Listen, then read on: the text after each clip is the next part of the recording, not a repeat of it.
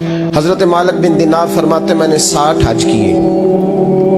एक हज के मौके पर मैंने बड़ा रश देखा, लाखों का इज्तिमा हुआ। मेरी बातों की समझ तो आ रही है ना आप दोस्तों?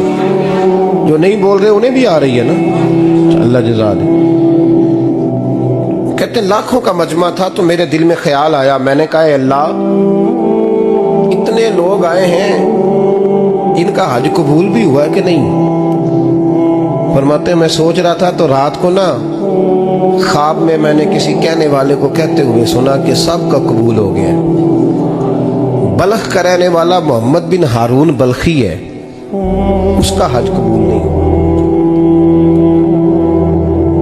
फरमाते शहरों के अलग-अलग खैमे लगते थे। अब भी आप हज करने जाएं तो पाकिस्तानियों की रिहाइशें अलग होती हैं, इंडियन की अलग, बांग्लादेश के अलग, मिस्री, यमनी, सब लोग अलग-अलग रिहाइशें होती हैं, झंडे लगे होते हैं मुल्कों के। कहते मैंने सवेरे उठ के ढूंढना शुरू कर दिया, ढूंढता हूँ वो बंदा मिले। कहते जहाँ बल्ख शहर के लोग रहते थे वहां चला गया तो मैंने लोगों से पूछा तुम में मोहम्मद बिन हारून बल्खी कौन है? लोग कहने लगे वो तो बड़ा नेक आदमी है, परहेजगार है, बड़े भोले भाले, बड़े अल्लाह वाले, रियाज आपको बस हम ही जानते हैं, वो तो बड़ा नेक है, परहेजगार आदमी। मैंने कहा अच्छा कहाँ है?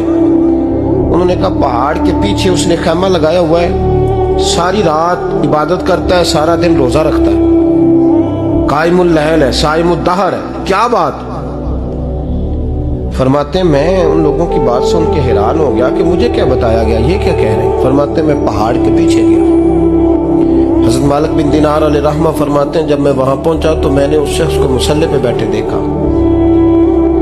कसरत इबादत के आसार उसके वजूद पर नजर आ रहे, सीधा बाजू उसका कटा हुआ था। फरमाते 2 रकते मुकम्मल करके ना मैंने उसे अस्सलामु अलैकुम कहा तो मुझे कहने लगा वालेकुम अस्सलाम, आप मालिक बिन दिनार हैं? मैंने कहा बड़ी इसकी फिरासत है। फरमाते फिर उसने ठंडी सांस ली, कहने लगा आपको ख्वाब आई होगी कि मेरा हज कबूल नहीं हुआ। फरमाते मुझ पर और बिजली गिरी कि क्या कह रहा? मैंने कहा यार लोग भी तेरी तारीफ कर रहे हैं और तेरी बसीरत भी बड़ी है, तो ये माजरा क्या है? कहने लगा आप ना पूछें। ये कह के उसने रोना शुरू किया, देर तक रोता रहा। मैंने कहा नहीं यार तू बता। कहने लगा नहीं आप ना पूछें, आप नाराज हो गए। मैंने कहा मैं नहीं होता, तू बोलना। कहने लगा हुजूर 24 साल हो गए मुझे हज करते हुए, 24 साल, 24वां हज है मेरा, और हर साल कोई अल्लाह का वली आके बताता है कि जा चला जा तेरा कोई नहीं कबूल हुआ। बेपरवाही वेख सज्जन दी जिथे किसे दी पेश ना जावे, उन्हें ताजा वाले दर दर रोले ते मंगते तख्त बिठावे, आजम किसे नु कारा मिलदा ही कोई काबे ओ खाली आवे। कहते हैं उसने मुझे कहा हुजूर 24वां हज है, हर साल कोई बताता है। मैंने कहा तेरी गलती। कहने लगा मैं अपनी माँ का नाफरमान। मैंने कहा वाकया क्या हुआ? कहने लगा हजरत अल्लाह ने मुझे दौलत दी, माल दिया, जमीनें दी तो मैं अय्याश हो गया। इमाम मालिक बिन दिनार रहमतुल्लाह अलैह फरमाते हैं मुझसे कहने लगा पैसे आए तो मैं अय्याश हो गया। रमजान का महीना था, असर के बाद मेरी अम्मा इफ्तारी की तैयारी कर रही थी, मैं गया, मैंने कहा शराब पी हुई, अम्मा रोटी दे, तो अम्मा कहने लगी शर्म कर, शर्म कर, रोजा रखा नहीं तो जिन्होंने रखा है उनका तो ख्याल कर। कहते अम्मा की बात का मुझे गुस्सा लगा। मैं कहा करता हूँ बदनसीब है वो बेटा जिसका बाप उससे बात करते हुए डरता है कि पता नहीं कहां से बोलेगा। बदनसीब नहीं वो बेटा जिसकी माँ उससे बात करते हुए सहम जाती है कि पता नहीं कौन सी बोली बोलेगा। बदनसीब नहीं कि माँ बाप भी जिससे खोल के बात ना कर सके।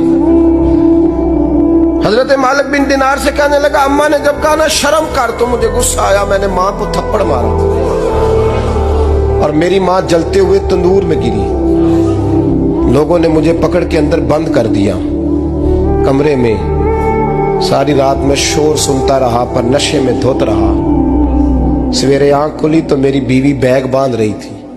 मैंने कहा कहाँ जा रही हो? कहने लगी जो माँ का नहीं बना मेरा कैसे बनेगा?